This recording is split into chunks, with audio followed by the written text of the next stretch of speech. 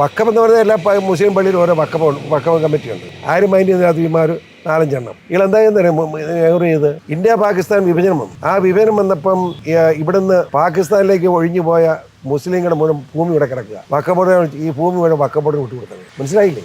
അങ്ങനെ ഭൂമി വിട്ടുകൊടുത്തു കഴിഞ്ഞപ്പം ഇപ്പം ഒന്നാമത്തെ ഇന്ത്യയിലെ ഭൂ ഉടമ ആരാന്ന് വെച്ചാൽ റെയിൽവേയാണ്. രണ്ടാമത്തെ ഭൂ ഉടമ ആരാന്ന് ഇന്ത്യൻ പട്ടാളമാണ്. മൂന്നാമത്തെ ഭൂ ഉടമ ആരാ?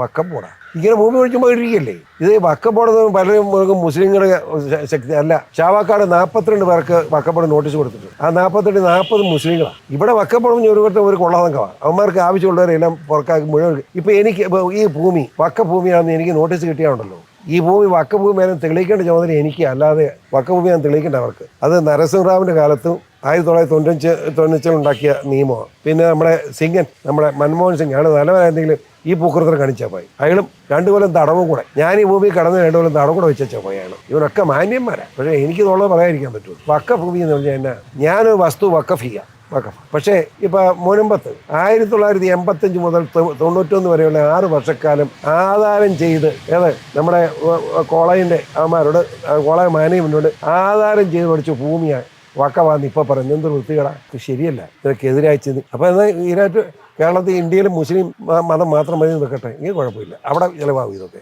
അല്ലാതെ ഇന്ത്യ പോലെ മതേതര രാഷ്ട്രത്തിന് പറ്റിയതല്ല ഇത്.